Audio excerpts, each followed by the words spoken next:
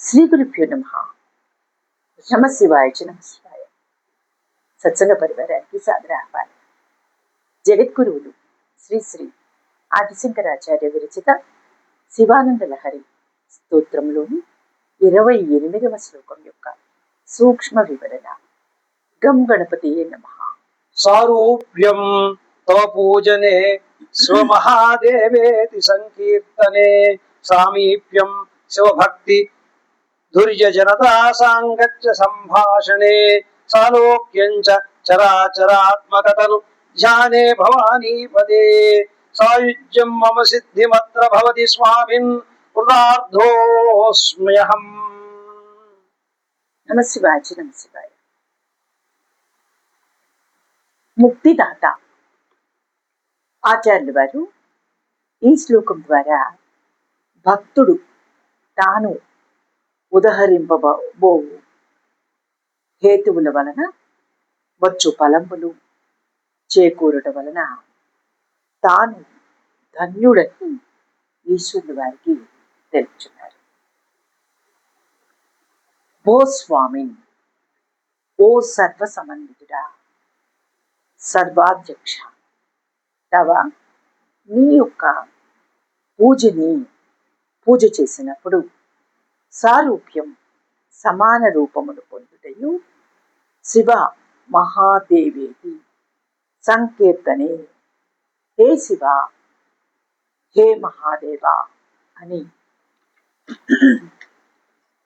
ఇట్లు కీర్తించినప్పుడు సామీప్యం సమీపమునందు ఉండుటయు శివభక్తి దుర్య ఈశ్వర భక్తి అను భారమును వహించుచున్న జన సమూహము యొక్క సాంగత్య సంభాషణే సహవాసము సల్లాపము కలిగినప్పుడు సాలోక్యం ఒక లోకమునందు ఉండటయు, హే భవానీపతే, ఓ సాంబమూర్తి, చరాచరాత్మక స్థావర జంగ రూపమైన తను మూర్తి యొక్క ధ్యానము చేసినప్పుడు సాయుధ్యం నీతోడ ఐక్యమును మమ నాకు అత్ర ఈ జన్మమునందు సిద్ధిం భవతి సిద్ధించుచున్నది.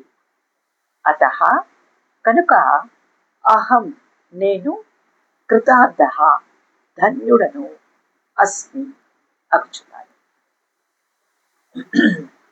తాత్పర్యమేమనగా, ఓ కాళహస్తీశ్వర, మల్లికార్జున స్వామి, విశ్వేశ్వర, ఈశ్వర, నీ పూజ చేయటం వలన సారూప్యమును పొందుటయు, హే శివ, హే మహాదేవ అని సంకీర్తనము చేయటం వలన సామీప్యమును, నీ భక్తులతో సహవాసము, నీ మధుర కథల సల్లాపములతో సాలోక్యము, చరాచరాత్మకమైన నీ మూర్తిని ధ్యానించుట వలన సాయుధ్యం కూడా నీవు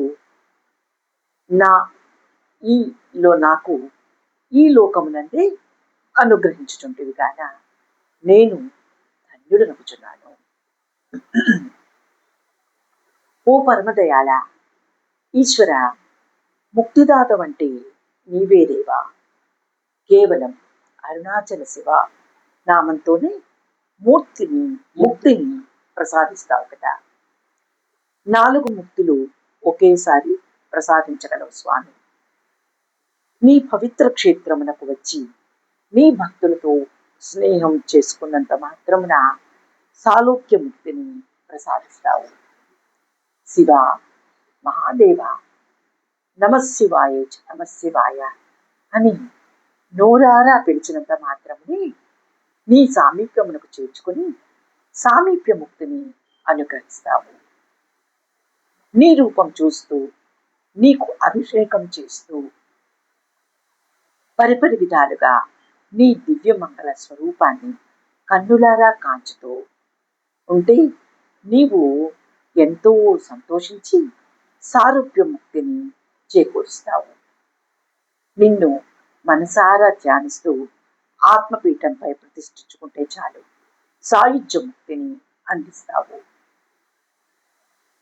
ఇలా 4 ముక్తులను భక్తులకు సులువుగా లభింపచేసే కరుణా సముద్రుడవు. నీ సాటి దైవం ఎవరున్నారు? నా రుద్రో రుద్ర మర్చయేత్. రుద్రుడు కాక రుద్రార్చన చేయలేడు. అనుభూతులు, చతుర్విధ ముక్తులు దేహ పతనానంతరం కలుగుతూ ఉంటాయి. కానీ స్వామి దయతలిస్తే ఇక్కడే ఇప్పుడే ముక్తి పొంది బొందితో కైలాసం పొందటమే జరుగుతుంది. స్వామి దయతలిస్తే ఇక్కడే ఇప్పుడే ముక్తి పొంది బొందితో కైలాసం పొందటమే జరుగుతుంది. ఈ సమస్త బ్రహ్మాండము భగవంతునిదే. కావున ఈ లోకము భగవంతుని లోకమే, శివలోకమే. ఈ లోకమంతా శివలింగ స్వరూపమే. ఎక్కడకు వెళ్ళినా తండోపతండాలుగా శివభక్తుల నడుమ తాము ఉండియే ఉండరు కదా. సదా ఆనంద భగవత్ గోష్ఠి నడుచుతూనే ఉన్నది. అప్పుడు దేవి సాలోక్యం అయ్యింది. శివ మహాదేవ అని నోరారా సంకీర్తన చేసేవారికి తక్షణమే శివులు వారు పార్వతీ సమేతముగా కనపడి వారు హృదయం నందు ఆనంద తాండవం చేస్తున్నట్లు అనుభూతి పొందటం లేదా. సకీర్త్యమానః శీఘ్రమేవ ఆవిర్భవతి అనుభావయతి చ భక్తాన్. సకీర్త్యమానః శీఘ్రమేవ ఆవిర్భవతి అనుభావయతి చ భక్తాన్. కీర్తించిన వెంటనే శివభక్తులు ఆవిర్భవించుతారు. నారద భక్తి సూత్రములలో గదాగ్రజ అని చోట ని ఉపసర్గ చేసుకొని నిగద మంత్రము ఉచ్చరించిన అగ్ర ఎదుట జహ ఆవిర్భవించువాడు అనగా మంత్రోచ్చారణము చేసినచో ఎదుట ఆవిర్భవించువాడు అని తెలియపరచరు.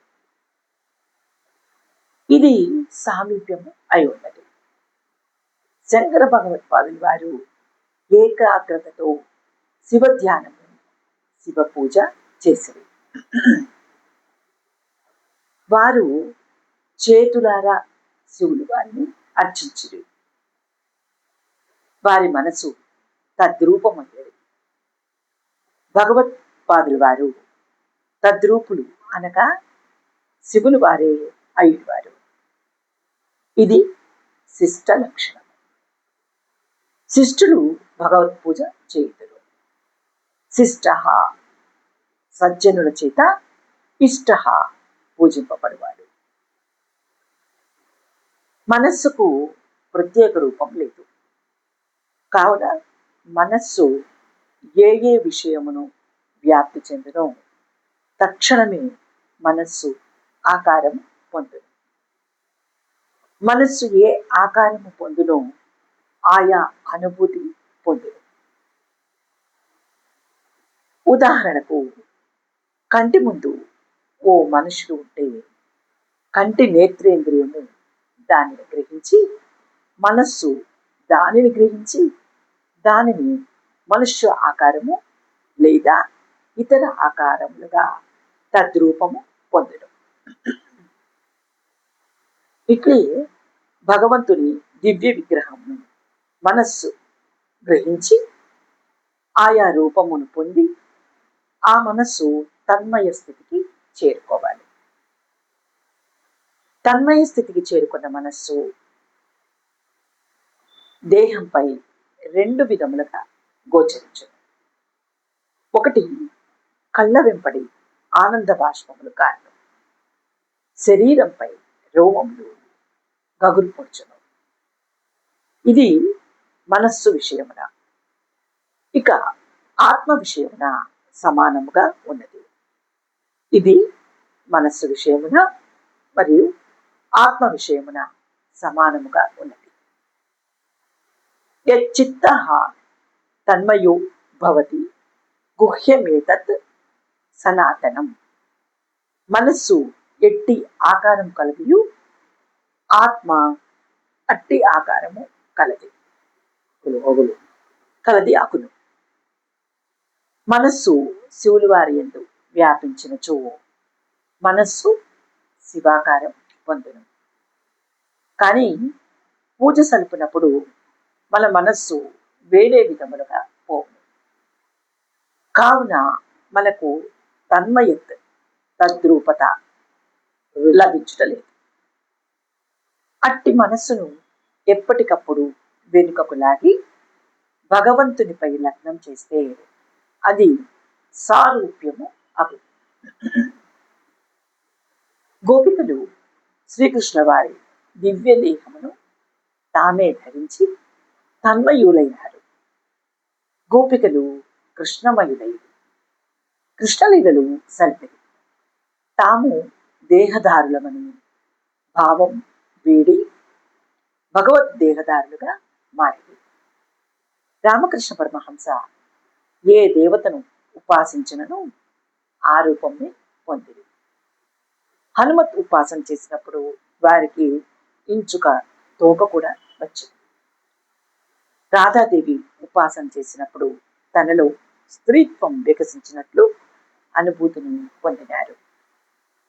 వేశ్యావాటికలో వేశ్యలందరూ జగన్మాతలుగా పరమహంసకు గోచరించరి. స్థావర జంగమాత్మక మగు సమస్త ప్రపంచము పరమాత్మ దేహముగా చెప్పబడినది.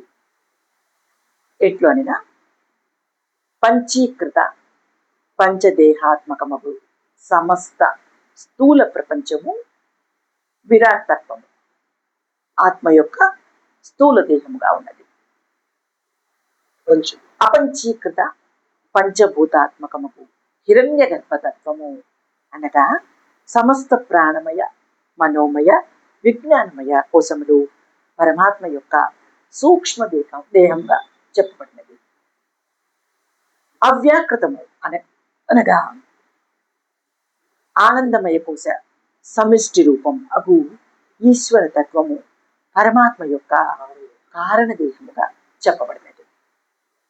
అప్పుడు మన స్థూల దేహము విరాట్ స్వరూపంతో ఏకీభవించును. మన సూక్ష్మదేహము హిరణ్యగర్భ తత్వంతో ఏకీభవించును. కావున మన స్థూల సూక్ష్మ దేహముల మనవి కాదు, ఇవి పరమాత్మ వస్తువులై ఉన్నది. మన కారణ దేహము మనది కాదు, మన కారణ దేహము మనది కాదు, పరమాత్మది. మనముగా లేము, పరమాత్మగా ఉన్నాము. అనగా మన స్థానమున పరమాత్మ వచ్చి చేరు. పరమాత్మ తప్ప ఏదియును లేదు. ఈ విధమైన ధ్యానము సాయుధ్యమును సిద్ధించు. ఇది ఒక మధురానుభూతి. స్వామి కృతార్థోస్మ్యహం అని కృతకృత్సతను ఆచార్యుల వారు ఈ శ్లోకం ద్వారా పరమాత్మకు నివేదించారు. వాగర్ధ వివసంవృత్తో వాగర్ధ ప్రతిపత్తయే జగతః పితరం వందే పార్వతీ పరమేశ్వరౌ యదక్షరపద భ్రష్టం మాత్రాహీనం చేత్ భవేత్ తత్సర్వం క్షమ్యతాం దేవనారాయణ నమోస్తుతే.